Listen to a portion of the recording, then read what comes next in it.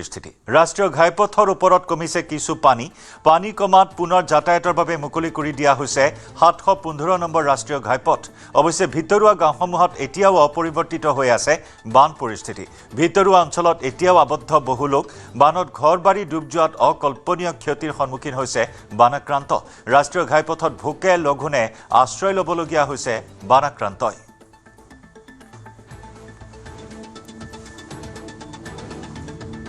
চাওক বান আংশিক কমিছে তিয়ক সমষ্টি আৰু মৰিয়নি সমষ্টিত কালিৰ পৰিৱেশতকৈ কিছু পৰিৱেশ উন্নত হৈছে কিন্তু এতিয়াও ৰাষ্ট্ৰীয় ঘাইপথৰ এটা অংশত যথেষ্ট পৰিমাণে পানী আছে এই পথটো তিয়ক নগৰৰ মিঠাঘাট তিনিআলি সমীপৰ এই পথছোৱাত ইতিমধ্যে বিপদসংকুল হ'লেও কিন্তু আৰক্ষীয়ে যাতায়াতৰ এটা পথ মুকলি কৰি দিছে এটা পথেৰে যি উজনিমুৱা যিটো দিশ সেই দিশৰ পথ মুকলি কৰি দিছে আৰু কিন্তু গাঁৱৰ ভিতৰৰ অঞ্চলসমূহত এতিয়াও অপৰিৱৰ্তিত হৈ আছে বান বহু পৰিয়ালে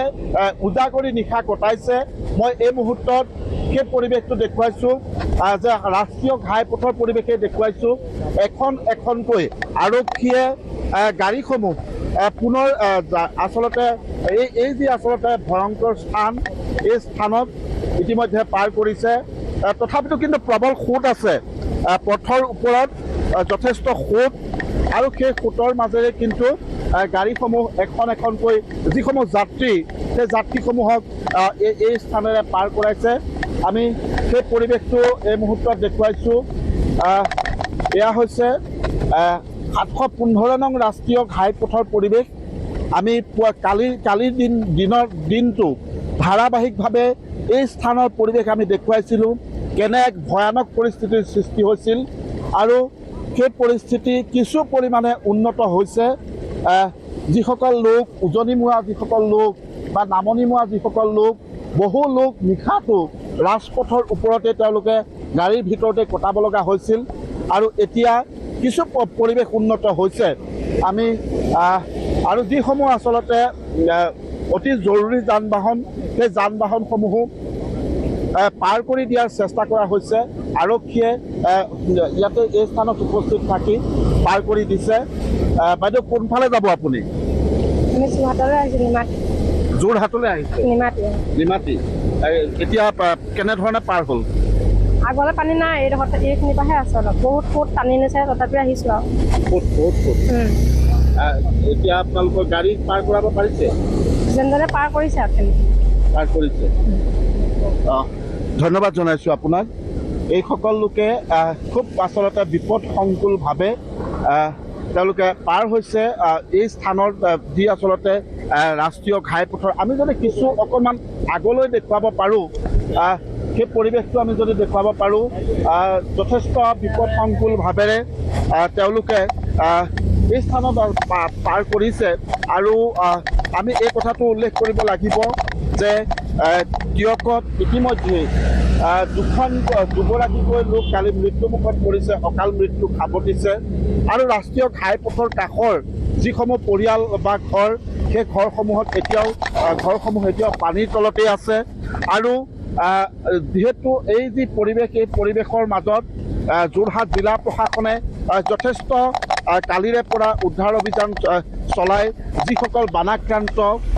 গাঁৱৰ ভিতৰত বা ঘৰত আবদ্ধ হৈ আছিল সেইসকল লোকক উদ্ধাৰ কৰি নিৰাপদ স্থানলৈ কালি নিশালৈকে লৈ আহিছে আৰু লগতে তেওঁলোকৰ যি আচলতে খাদ্য সামগ্ৰী নিশা খাদ্য সামগ্ৰীও কোনো স্থানত শিবিৰ স্থাপন কৰি যোগান ধৰিছে দাদা কি বাইক বেয়া হৈ গৈছে নেকি বেয়া হোৱা নাই পানীৰ কাৰণে কেনেকৈ আহিব লাগিব পানীৰ কাৰণে ঠেলি আহিব লগা হৈছে আপুনি ক'ত যাব মই ডিউটিলৈ যাম যোৰহাট ডিউটিলৈ ওলাই আহিছে কালি যাব নোৱাৰিলে কালিতো যাব নোৱাৰিলোঁ আজি কিছু পৰিৱেশ উন্নত হৈছে আজি উন্নত কথা লাগিছে জানো পাছলৈহে গম পাম আৰু ঘূৰি আহোঁতে গম পোৱা যাব হয় ধন্যবাদ জনাইছোঁ এনেধৰণে যিসমূহ আচলতে মটৰ চাইকেল ঠেলি হ'লেও তেওঁলোকৰ যিহেতু সকলোৱে নিজৰ কৰ্তব্যলৈ যাবলৈ চেষ্টা কৰিছে আৰু মুঠৰ ওপৰত কালিৰ তুলনাত যথেষ্ট উন্নত কিন্তু আমি ভিতৰৰ পৰিৱেশসমূহ দেখুৱাম ভিতৰত এতিয়াও অতি ভয়ানক হৈ আছে যিহেতু জাঁজি নদীয়ে কেইবাটাও স্থানত কালি মাথাউৰি ছিঙি দিছে, ৰিংবান্ধ ছিঙি দিছে। সেইসমূহৰ সেই ছিগাসমূহেৰে এতিয়াও কিন্তু হুৰাহুৰে পানী সোমাই আছে। খেতি পথাৰ সকলো শেষ, নিজৰ পশুধনসমূহ শেষ, আৰু ঘৰৰ লামলাকোত উলিয়াব নোৱাৰিলে। বহু পৰিয়ালে কোনো ধৰণৰ সামগ্ৰী, এপদো সামগ্ৰী উলিয়াব নোৱাৰিলে। আৰু এতিয়া মাত্ৰ প্ৰশাসনে যোগান ধৰা এমুঠি আহাৰ লৈ তেওঁলোকে নিশাটো পাৰ কৰিছে। বহু লোকে ৰাষ্ট্ৰীয় ঘাইপথৰ ওপৰত যি ডিভাইডাৰ আছে, সেই ডিভাইডাৰত তেওঁলোকে একোখনকৈ ত্ৰিপাল তৰি উজাগৰি নিশা কটাইছে নিজৰ সন্তানক বুকুত লৈ। কাষত গৰু, ম'হ, ছাগলী সকলো যিসমূহ পশুধনসমূহ কাষত লৈ তেওঁলোকে উজাগৰি নিশা কটাইছে। আৰু আজি আমি দিনৰ ভাগতো আমি গোটেই পৰিৱেশটো দেখুৱাম বা প্ৰশাসনে কেনেধৰণৰ ব্যৱস্থা লৈছে, শিবিৰসমূহ কেনেধৰণে চলিছে, শিবিৰসমূহত উপযুক্ত খোৱা পানী বা খাদ্য সামগ্ৰী যোগান ধৰিছেনে নাই, আমি সেই পৰিৱেশটো দেখুৱাম। কিন্তু তৎপৰ যোৰহাট জিলা প্ৰশাসন যথেষ্ট তৎপৰ হৈ আছে। এই যি ভয়ানক বান পৰিস্থিতি, এই বান পৰিস্থিতিৰে মোকাবিলা কৰিব পৰাকৈ তেওঁলোকে সষ্টম হৈ আছে। আৰু কালি আমি SDRF, NDRFে